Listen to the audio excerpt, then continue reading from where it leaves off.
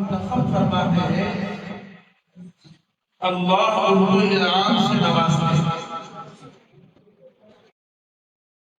آپ قرآن پاک اٹھا کر کے دیکھیں تو آپ کو ملے گا کہ انبیاء علیہ السلام کا بھی اللہ تبارک و تعالی نے مختلف طریقے سے مختلف وقتوں میں امتحان لیا، اور جب وہ نبی وہ رسول امتحان میں کامیاب ہوئے تو اللہ تعالیٰ نے ان کو بڑے انعامات سے نوازا۔ چنانچہ قرآن پاک میں ہے کہ اللہ تعالیٰ نے ابراہیم علیہ السلام کا مختلف طریقے سے امتحان لیا، اور جب ابراہیم علیہ السلام امتحان میں کامیاب ہو گئے تو اللہ تعالیٰ نے پھر ان کو پوری امت کے لیے اور قیامت تک کے لیے ان کو امام بنایا، اور رہتی دنیا تک ابراہیم علیہ السلام اب سب کے لیے امام ہے۔ اللہ تعالیٰ نے آپ صلی اللہ علیہ وسلم کا بھی مختلف طریقے سے مختلف انداز سے امتحان لیا، اور پھر اللہ تعالیٰ نے آپ کو انعام سے نوازا۔ مشقت بھری زندگی جو مکی زندگی ہے، تکلیفوں اور کانٹوں سے بھری زندگی، جب آپ نڈھال ہو گئے اور غم زدہ ہو گئے تو اللہ تعالیٰ نے بطور انعام کے آپ کو فرش سے عرش پر بلایا، جس کو ہم اور آپ معراج کہتے ہیں۔ یہ معراج میں لے جانا، جنت اور دوزخ کا سیر کرانا، اور پھر سب سے بڑی آپ صلی اللہ علیہ وسلم کی خوش قسمتی کہ اللہ تعالیٰ سے ہم کلام اللہ تعالیٰ سے بات کرنے کا موقع ملا۔ یہ 13 سال جو مکی زندگی ہے، آپ نے اسلام کے لیے کلمہ کو بلند کرنے کے لیے ایمان کو گھر گھر تک پہنچانے کے لیے اتنی تکلیفیں برداشت کی، اور پھر بھی آپ اپنے مشن سے پیچھے نہیں ہٹے۔ آپ کے کاندھے پر، آپ کی پیٹھ پر بوجھڑی رکھی گئی، آپ کے گردن پر پھیل رکھا گیا، آپ کے راستوں میں کانٹے بچھائے گئے، چلتے ہوئے آپ کے جسموں پر بڑا اور کرکٹ پھینکا گیا، بچوں کے ذریعے سے آپ کو چڑھایا گیا، بچوں کے ذریعے سے آپ کو اوپر پتھراؤ کیا گیا، لیکن اس ساری تکلیفیں آپ نے اللہ کی رضا کے لیے برداشت کی۔ ایمان کی خاطر، ایک کلمے کے خاطر آپ نے مکہ کی تکلیفوں کو برداشت کیا، صبر کیا، یہاں تک کہ آپ طائف کے سفر میں گئے۔ جب مکہ سے عاجز ہو گئے تو سمجھا کہ چلو یہاں کے لوگ نہیں بھی سن رہے ہیں تو طائف چلتے اور وہاں لوگوں کو ایمان کی دعوت دیں گے، کلمے کی دعوت دیں گے۔ میرے دوستوں، مکہ والوں نے جو حال کیا تھا تو آپ کی آنکھوں کے سامنے، آپ طائف جس نسبت سے گئے وہاں بھی آپ کو نہیں چھوڑا گیا، وہاں بھی بچوں کو لگا گیا کہ آپ کے جسموں پر پتھراؤ کیا گیا، یہاں تک کہ آپ کا جسم زخموں سے چور چور ہو گئے، خون بہنے لگے، یہاں تک کہ آپ کے نالین مبارک میں خون بھر گیا، کوئی آپ کا وہاں پر صالحان نہیں ہوا، کوئی آپ کا وہاں پر غم گسار نہیں ہوا جو آپ کے غم کو دور کرنے کے ڈھال بنتا۔ آپ جب گھر پہ چور ہو گئے، قریب میں ایک باغ کا انگور کا،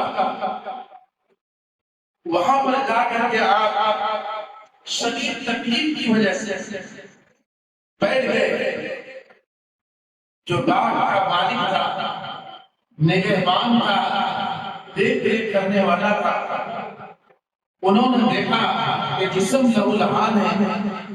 اور تکلیف سے کھڑا رہے ہیں، ان کو آپ کے اوپر رحم آیا، انہوں نے پانی کا گھونٹ پیش کیا اور جو انگور کا باغ تھا اس باغ سے انگور کے چند گوشے چھوڑ کر کے آپ صلی اللہ علیہ وسلم کے سامنے پیش کیے۔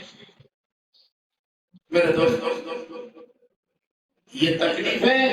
اللہ خود اپنی آنکھوں سے دیکھ رہے تھے۔ اللہ کو رحم آیا کہ آج میرے محبوب کا یہ کیا حال ان لوگوں نے کر دیا، میرے رسول کا طائف والوں نے کیا حال کر دیا۔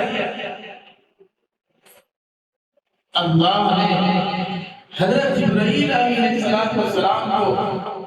ان کی فوج کے ساتھ، ان کی لشکروں کے ساتھ آپ صلی اللہ علیہ وسلم کے پاس بھیجا اور کہا میرے محبوب سے کہو ان کو جو تکلیفیں دی گئی، ان کو جو ستایا گیا، ان کو جو مارا گیا، اگر وہ اجازت دے تو پوری بستی کو دونوں پہاڑوں کے درمیان کچل دیا جائے، ایک آدمی بھی اس گاؤں میں نہیں بچ سکے۔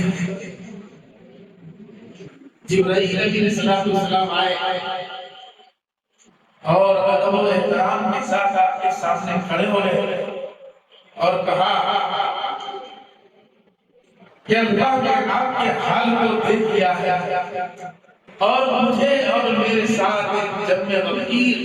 ایک لشکر ہے جو اللہ نے مجھے آپ کی مدد کے لیے بھیجا ہے، اگر آپ کا حکم ہو اور اگر آپ کی اجازت ہو تو میں طائف والوں کو ان دو پہاڑوں کے درمیان کچل کر کے پوری بستی میں رہنے والوں کو ختم کر دوں۔ میرے دوستو، اللہ نے آپ صلی اللہ علیہ وسلم کو رحمت للعالمین بنا کر بھیجا تھا۔ آپ رحمت کے پیکر تھے، آپ کو رحم آ گیا اور آپ نے جبرائیل علیہ السلام سے کہا کہ میں ان کی تکلیف کو برداشت کر سکتا ہوں، ان کی مار کو برداشت کر سکتا ہوں، لیکن مجھے یہ برداشت نہیں ہے کہ طائف والے بغیر ایمان کے دنیا سے ہیں۔ اگر یہ ایمان نہیں لائیں گے، ہو سکتا ہے اللہ تعالیٰ ان کی نسلوں میں ایمان والوں کو پیدا کریں اور وہ پوری امت کو جنت میں لے جانے کا ذریعہ بنے۔ چنانچہ آپ صلی اللہ علیہ وسلم نے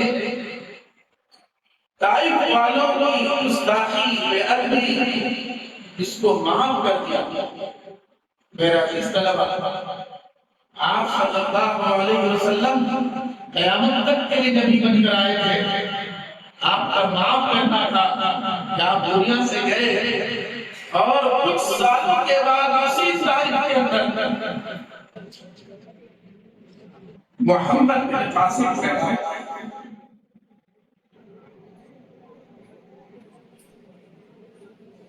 یہ نوجوان 14 سال کی عمر میں فوج کا سپہ سالار بنا، 14 سال کی عمر میں کمانڈر بنے، سندھ میں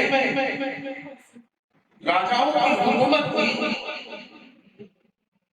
راہگیر مسافر راستوں میں چلتے تھے، ان کے لوگوں نے ایک ایمان والی خاتون پر حملہ کیا، ان کی عزت کو لوٹا۔ یہ خبر عرب میں پہنچا اور محمد بن قاسم کو اپنی ایمان والی بہن کی عزت لوٹنے کی وجہ سے اس کے دل میں اتنا شدید غم پیدا ہوا اور غصہ آیا کہ وہ ایک فوج تیار کر کے طائف سے نکلے اور وہاں سے فتح کرتے ہوئے وہ سندھ پہنچے، جو آج پڑوسی ملک کے اندر سندھ ایک بڑا شہر ہے، وہاں پہنچے اور راجا جس کی فوج نے یہ درندگی کی تھی ان کی فوجوں کو سبق سکھایا، وہ راجا کو ختم کیا اور پورے سندھ کو فتح کر کے محمد بن قاسم 14 سال کی عمر میں واپس ہوئے۔ محمد بن قاسم کی وجہ سے طائف سے لے کر سندھ ایمان کی بہاریں آئی، جس علاقے سے گزرتے جس شہر سے گزرتے جس گاؤں سے گزرتے ہیں لوگ ایمان میں داخل ہوتے گئے، وہ ایمان جو عرب تک محدود تھا، عرب کی سرزمین تک تھا، اللہ نے محمد بن قاسم کے ذریعے سے ایمان کی خوشبو اور ایمان کی بو سندھ تک پہنچایا اور پھر سندھ سے اللہ نے ہندوستان کے اندر ایمان کی بو پہنچایا۔ میرے دوستو، آپ صلی اللہ علیہ وسلم کا عتیق سفر اور اپنے جسموں کو چور چور کرنا، پھر آپ کا اہل طائف پر روک کھانا، اللہ نے ان کو ایمان کے پھیلنے کا ذریعہ بنایا، ایمان کی بہانے آ رہے ہیں۔ آج ہم اور آپ جو اس چھت کے نیچے بیٹھے ہیں، اس میں محمد بن قاسم کا حصہ ہے، اس دولت صلی اللہ علیہ وسلم کا حصہ ہے، جس کی محنت اور کاوش سے ایمان کی خوشبو ہم تک پہنچی اور اللہ نے ہم سب کو ایمان والوں کے گھر میں بیٹھے۔ کہنے کا مقصد میرا یہ ہے کہ اللہ تعالیٰ انعام جب کسی کو دینا چاہتے ہیں تو اس کو پہلے امتحان کے مرحلے سے گزارتے ہیں، تکلیفوں کے مرحلے سے گزارتے ہیں، مشقتوں سے گزارتے ہیں، پریشانیوں سے گزارتے ہیں، اس کے بعد انعام ملتا ہے۔ آپ صحابہ کرام کی زندگی کو اٹھا کر کے دیکھیں، صحابہ کرام کو آپ صلی اللہ علیہ وسلم کے اوپر ایمان لانے کی وجہ سے کتنا ستایا گیا، یہاں تک کہ صحابہ کہنے لگے کیا ہمارے ساتھ اللہ نہیں ہے؟ کیا اللہ نے ہم کو بے یار و مددگار چھوڑ دیا؟ کیا آج ہمارا یہ حال ہے کہ اہل مکہ جس کو چاہتے ہیں مارتے ہیں، جس کو چاہتے ہیں ستاتے ہیں؟ ام حسبتم ان تدخلوا الجنة ولما يأتكم مثل الذين خلوا من قبلكم۔ صحابہ کرام کی زبان سے جب یہ الفاظ نکلے تو قرآن کی آیت نازل ہوئی اور اللہ نے کہا کیا تم یہ چاہتے ہو کہ جنت میں داخل ہو جائے؟ فلما يأتكم، حالانکہ ابھی تک تمہارے پاس وہ تکلیفیں نہیں آئی ہیں جو تکلیفیں پچھلے انبیاء علیہ السلام کے ساتھ آئی۔ کتنے نبیوں کو ایمان کی دعوت دینے کی وجہ سے میدان میں کھڑا کر کے آری سے دو ٹکڑے کر دیے گئے، سمندر میں پھینک دیا گیا، آگ میں ڈالا گیا۔ فلما يأتكم مثل الذين خلوا من قبلكم، یہ آیت کی شان نزول ہے۔ تو صحابہ کرام رضی اللہ عنہم اجمعین نے جب یہ اہل مکہ کی تکلیفیں برداشت کی، مشقتیں برداشت کی، ان کے ستانے پر صبر کیا، تو اللہ تعالیٰ نے ان کو بھی انعام سے نوازا اور قیامت تک آنے والے امت مسلمہ کے لیے آپ کو نمونہ بنایا اور آپ کو جو خطاب ملا رضی اللہ عنہم و رضوا عنہ کا خطاب ملا کہ دنیا ہی میں اللہ نے صحابہ کرام کو تکلیف اور مشقت برداشت کرنے کی وجہ سے اپنی خوشی کا ایک پیمانہ آپ کے ہاتھ میں دے دیا رضی اللہ عنہ و رضوا عنہ۔ اللہ آپ سے راضی ہے اور آپ ہم سے راضی ہے، گویا کہ جنت کا ٹکٹ اللہ نے صحابہ کرام کو دنیا ہی میں دے دیا۔ ہم سب اپنے نصیب کو نہیں جانتے کہ ہمارا عمل، ہماری تلاوت، ہماری نمازیں، ہماری دعائیں جنت میں لے جا پائیں گی کہ نہیں، اس کا علم ہم میں سے کسی کو نہیں۔ لیکن میرے دوستو، صحابہ کرام کو اللہ تعالیٰ نے دنیا ہی میں بتا دیا کہ ہم کم سے راضی ہیں، اور جس سے اللہ راضی ہو جائے تو پھر اس کا جہنم میں جانے کا کوئی سبب نہیں۔ یہ انعام جو صحابہ کرام رضی اللہ عنہم اجمعین کو ملا، یہ انعام تکلیفوں کے برداشت کرنے کی وجہ سے، اہل مکہ کے ستانے کو برداشت کرنے کی وجہ سے اللہ تعالیٰ نے انہیں نوازا۔ یہ ساری چیزوں سے ہمیں یہ بات سمجھ میں آ گئی کہ کوئی بھی انعام جو ملتا ہے وہ بستروں میں سو کر کے، راتوں میں سو کر کے بنوانی زندگی گزار کے انعام نہیں ملتا۔ انعام ملتا ہے راتوں میں جگنے کی وجہ سے، انعام ملتا ہے اپنی نیند کو خراب کرنے کی وجہ سے، نیند کی تکلیف کو برداشت کرنے کی وجہ سے، جو راتوں میں اٹھ کر کے محنت کرتا ہے، راتوں میں اٹھ کر کے اللہ کے سامنے روتا ہے، اللہ سے مانگتا ہے، اپنی نیند کو قربان کرتا ہے، اپنی راحت کو قربان کرتا ہے، اور کھانے پینے کی کمی کوتاہی کو برداشت کرتا ہے، پھر استادوں کی چھڑی کو برداشت کرتا ہے، استادوں کے غصے کو برداشت کرتا ہے، استادوں کے مار کھانے کو برداشت کرتا ہے، تو اللہ تعالیٰ اس کو انعام سے نوازتا ہے۔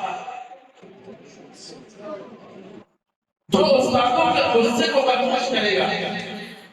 علم کو حاصل کرنے کے لیے، جو استادوں کی مار کو خوشی سے چھینے گا، اور جو اپنی نیند کو، اپنی راحت کو قربان کرے گا اور حقیقی میں دل سے اپنے استاد کا احترام کرے گا، ادب و احترام کرے گا، علم کے حصول کے لیے مدرسے میں تکلیفوں کو برداشت کرے گا، کبھی کھانا کچا ہے، کبھی کھانا صحیح نہیں ہے، کھانے کو چینی چاہتا ہے، یاد آتا ہے کہ گھر میں ہم کو اچھا کھانا ملتا ہے، یہ کہاں مجھے بھیج دیے ہیں۔ لیکن میرے دوستو، ایک طالب علم سبق اس لیے کرتا ہے کہ میں یہاں چند دن کے لیے علم حاصل کرنے آیا ہوں، مجھے کسی طرح علم حاصل ہو جائے گا تو میں پھر جا کے راحت کی زندگی گزار گا۔ تو یہ علم تحیہ کر کے صبر و تحمل سے مدرسے میں رہتا ہے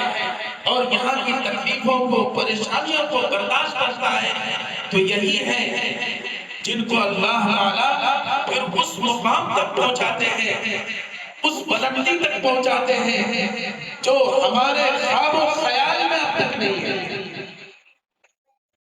مدرسہ چھوٹا ہے، بچے کم ہیں، استاد کم ہیں، بڑے بڑے مدارس دنیا میں موجود ہیں، ہزار مدرسے میں رہتے ہیں، ہزاروں اساتذہ ہیں، لیکن میرے دوستو اللہ نے آپ کو اس مدرسے کے لیے منتخب فرمایا ہے، ہم کو آپ کی خدمت کے لیے منتخب فرمایا ہے۔ اللہ نے آپ کو مدرسے کے لیے چنا، اللہ نے ہم کو آپ کی خدمت کے لیے چنا۔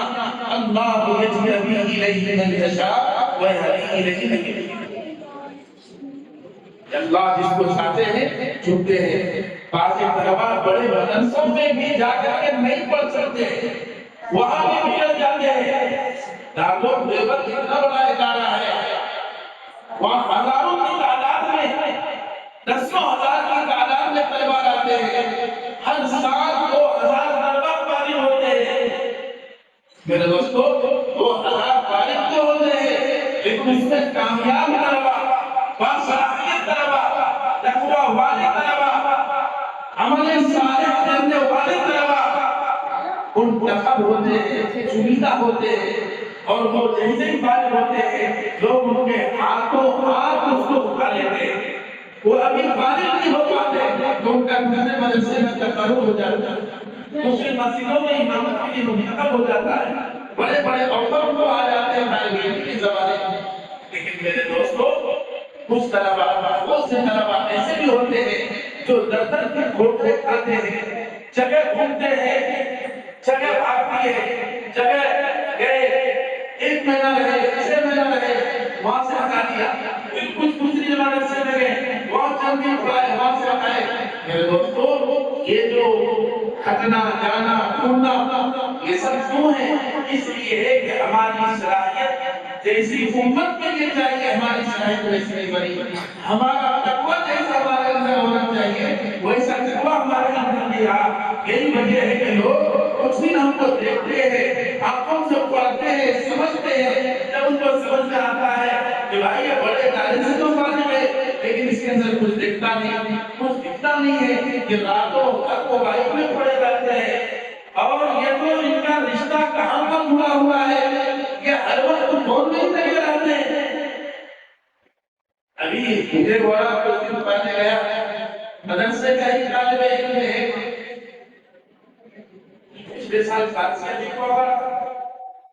حالت خراب تھی، یہاں بھی کئی بار بھی گئے ہوئے، جناب امامت کی جگہ پکڑنے کے لیے گئے، اب وہاں پندرہ دن رہے نہیں، جب مقتدیوں نے کہا السلام علیکم، آپ اسی طرح جہاں سے آئے ہیں وہاں چلے جائیں، ہم آپ سے خدمت نہیں لے سکتے، ہاتھ جوڑتا آپ جگہ کو خالی کریے۔ میں گیا تو سامنے بات آئی، میرے عزیز طلباء یہ سنانے کا مقصد یہ ہے کہ طالب علم مدرسے میں بن کے رہنا صرف کمال نہیں ہے، بلکہ طالب علم کے ساتھ باصلاحیت طالب علم بننا اور اعمال صالحہ کی طرف اپنے آپ کو لگانا، نیک بننا، نیک بچوں کی صحبت اختیار کرنا، اپنے وقت کی قدر کرنا، مدرسے میں جس مقصد کے لیے آئے ہیں اس مقصد میں لگے رہنا، استاذوں کا ادب و احترام کرنا، استاذوں کی باتیں سننا۔ میرے دوستو یہی چیزیں ہیں جو آپ کا گھیرا بندی کر رہی ہیں، آپ کو پتہ نہیں ہے، آپ کھانے میں لگے ہیں، کوئی کپڑے کی محنت میں لگے ہیں، کوئی کھانے پر محنت کر رہا ہے، کوئی اپنے چہرے اور فیس پر محنت کر رہا ہے، کوئی سمجھ رہا ہے کہ چند دن کے لیے آئے چلے جائیں گے۔ میرے دوستو یہ تو بڑا عجیب ہے، جو جس نیت سے آیا ہے اس نیت کے ساتھ چلا جائے، نیت اپنی درست کرو کہ ہم یہاں علم حاصل کرنے آئے ہیں اور علم کے ساتھ ہم نیک بننے یہاں آئے ہیں۔ اگر آپ دو چیزیں کر لیں کہ علم کو صحیح حاصل کریں اور نیک بن کر کے حاصل کریں تو آپ یہاں سے جائیں گے نہیں، جانے سے پہلے ہی اللہ آپ کی جگہ کا انتخاب فرما دے، سمجھ رہے ہیں؟ اور آگے اللہ آپ کو توفیق دیں گے کہ آپ بڑے عالم، بڑے مفتی اور بڑے بڑے عہدوں کے لائق بنیں، اور پھر اللہ آپ سے وہ کام لے گا کہ ہم استاد ہو کر کے بھی آپ کا جیسا کام نہیں کر سکتے۔ اللہ آپ کا مقام بڑا اونچا کرے گا، لیکن شرط اس کے لیے یہ ہے کہ علم کے حصول میں کوتاہی اور کمی نہ کریں۔ محنت رات اور دن، ساری محنت ہماری تعلیم کے اوپر ہو، عبادت کے اوپر ہو، اللہ کو راضی کرنے پر ہو، اللہ کو خوش کرنے پر ہو۔ اللہ خوش ہوتے ہیں نمازوں سے، اللہ خوش ہوتے ہیں سنتوں کو پڑھنے سے، اللہ خوش ہوتے ہیں سنتوں پر عمل کرنے سے، اللہ خوش ہوتے ہیں نیک بننے سے۔ یہ عمل کریں گے تو پھر ہم نیک لوگوں میں شمار ہوں گے، پھر نیک لوگوں میں جب شمار ہو جائیں گے تو پھر اللہ تعالیٰ آپ کو نہ جانے کہاں کہاں تک پہنچا دے گا۔ سب کریں گے انشاءاللہ۔ تو یہ چند باتیں تھیں آپ کے سامنے جو بطور نصیحت کے آپ کے سامنے پیش کی گئی۔ آپ حضرات جو ہے مدرسے میں ماشاءاللہ کوئی 4 سال سے، کوئی 5 سال سے، کوئی 8 سال سے، کوئی 9 سال سے پڑھ رہے ہیں۔ آپ جو ہے اتنا پرانے ہو رہے ہیں، آپ بدعملی کے شکار ہوتے جا رہے ہیں، جس کا احساس اپنے اندر پیدا ہو رہا ہے۔ جو جتنا پرانا ہو رہا ہے، علم جتنا زیادہ حاصل کر رہا ہے، عمل کے حساب سے وہ اتنا ہی پیچھے جا رہا ہے۔ بے ادبی ان سے ہی زیادہ ہو رہی ہے، استادوں سے وہی بات کو زیادہ بناتے ہیں، استادوں پر وہی غصہ زیادہ کرتے ہیں۔ میرے دوستو، علم جب ہمارا بڑھ رہا ہے، علم میں ہماری ترقی ہو رہی ہے اور ہم جو ہے سینئر ہیں، تو پھر ہمارے اندر سینیارٹی کا صرف جسم کے حساب سے نظر نہ آئے، بلکہ اندر جو ہمارا دل ہے وہ کتنا بن رہا ہے، اس کے حساب سے ہمارے اندر جو ہے ترقی ہونی چاہیے کہ ہم بڑے طلبا ہیں، ہم سمجھ بوجھ والے طلبا ہیں۔ چھوٹے بچوں کی غلطی معاف ہو جائے گی، وہ اگر استاذ کو ڈانٹ بھی دے تو بچے سمجھ کے چھوڑ دیا جائے گا، لیکن میرے دوستو جو بالغ ہو گئے، باشعور ہو گئے، اللہ نے اچھے برے کی پہچان کا شعور اللہ نے آپ کو دے دیا، اور پھر آپ غلطی کریں تو آپ بچوں کے جیسے نہیں چھوٹے۔ اس لیے ہمارے علم میں جس طرح ترقی ہو رہی ہے، ہمارے علم میں ترقی ہو رہی ہے، تو ہمیں اپنے اعمال کے اندر بھی ترقی کرنا ہے۔ تعلیم کے ساتھ ہم کو عبادت میں توجہ دینا ہے۔ اگر صرف تعلیم ہی حاصل کریں تو پھر یہ میرے دوستو ہمارے لیے بوجھ بن جائے گا، یہ وبال بن جائے گا۔ دین کا حاصل کرنا صرف فرض نہیں ہے، بلکہ دین کے ساتھ دیندار بننا ضروری ہے۔ کیا بننا ضروری ہے؟ دین حاصل کرنا صرف ضروری نہیں ہے، دین کے حاصل کرنے کے ساتھ ساتھ ہمارا اور آپ کا سب کا دیندار بننا ضروری ہے۔ جو دین ہم حاصل کیے ہمارے جسموں سے وہ ظاہر ہو، ہماری زبان سے وہ ظاہر ہو، ہمارے قدم سے ظاہر ہو، روم میں ہم لا رہے وہاں ظاہر ہو، چل رہے وہاں ظاہر ہو، استاد آ رہے جا رہے وہاں ظاہر ہو، مسجد میں آ رہے وہاں ظاہر ہو، تب جو ہے آپ دیندار بنے گے۔ اور دینداری جب آئے گی تو یہ تعلیم آپ کو بہت اونچے مقام تک پہنچائے گا انشاءاللہ۔ تو ہم سب کوشش کریں کہ انشاءاللہ ہم سب مل کر کے اللہ پر متوجہ ہونے کی فکر کریں۔ جہاں علم حاصل کرنے میں محنت کر رہے ہیں، 24 گھنٹہ یہ پڑھو ہو جا کر ادھر جاؤ ادھر جاؤ کر رہے ہیں، اس سے زیادہ ہمیں اللہ کی طرف توجہ کرنے کی ضرورت ہے۔ ادھر اور اللہ کی طرف توجہ کرنے کے لیے تنہائی ہے، اجتماعی زندگی، انفرادی زندگی، دونوں زندگی میں اللہ کو ہم یاد کریں۔ اجتماعیت نماز ہے، نماز کی صفوں میں آ کے بیٹھنا، سنتوں کی پابندی کرنا، اور اس کے ساتھ ساتھ انفرادی زندگی ہے کہ ہم تنہائی میں بھی اللہ کے سامنے رونے والے، اللہ کے سامنے گڑگڑانے والے، اللہ کے سامنے دعائیں کرنے والے، اپنے لیے، اپنے گھر والوں کے لیے، اپنے والدین کے لیے یہ تنہائی میں آپ اللہ سے مانگنے والے بنے۔ انشاءاللہ جب ہماری اجتماعی زندگی، انفرادی زندگی، ظاہری اور باطنی زندگی دونوں ایک جیسے ہو جائیں گے تو پھر ہمارے سر پہ گلاب پھول کا تاج پہنائیں گے اللہ دنیا میں، اور آخرت میں تو اللہ آپ کو ایسا تاج پہنائے گا کہ جس کی روشنی سورج سے کئی زیادہ ہوگا۔ اس لیے ضرورت ہے اس بات کی کہ اللہ نے ہم کو جتنے دن بھی پڑھنے کے لیے منتخب فرمایا ہے مدرسے کے اندر، تو ہم جو ہے یہاں پر اپنے آپ کو جہاں علم سے سنوار رہے ہیں وہیں اپنے آپ کو اعمال سے سنوار، کیسے سنوار؟ اعمال سے سنوار۔ اور اس کے ساتھ ساتھ تعلیم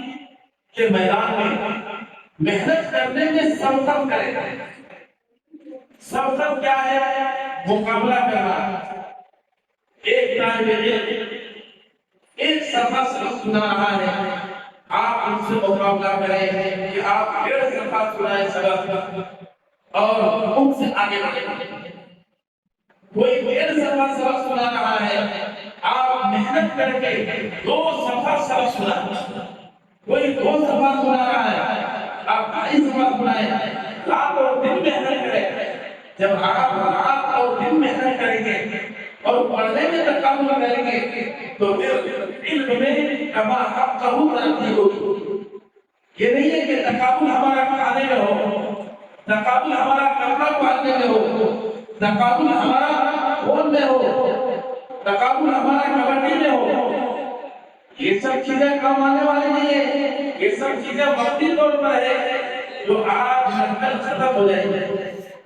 ٹھیک ہے، اس لیے آپ حضرات یہ کوشش کریں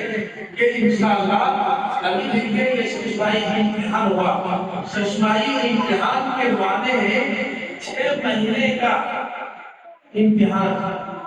کئی مہینے کا؟ 6 مہینے ہو گئے آپ کو گھر سے آئے ہوئے مدرسے میں۔ آپ اپنی تعلیم کا جائزہ لیں کہ آپ کتنے پارے ہیں، 5 پارے کیے، 3 پارے کیے، 2 پارے کیے، 4 پارے کیے۔ دوستو ہمارے اندر احساس ہونا چاہیے کہ سال بھر میں ہر حصہ کے طالب علم کا زیادہ سے زیادہ 10 سے آگے جتنا ہو سکے اور اس سے نیچے کم سے کم آخری درجہ جو کم جہان کا طالب علم ہے 7 پارہ ہی ہونا ضروری ہے۔ سال میں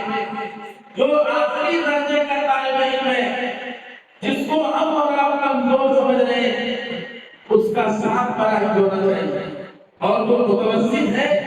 اس کا تو 10 پارہ ہی ہونا چاہیے، اور جو اعلیٰ سم کے سمجھے جاتے ہیں ان کا تو 10 سے آگے 12 14 جتنا آگے بڑھے۔ اور بہت سارے بچوں نے محنت کر کے یہ رزلٹ اس سے پہلے کئی مرتبہ مدرسے میں دکھایا، تو آپ حضرات کا جو 6 مہینہ کا وقت ہے یہ گزر گیا۔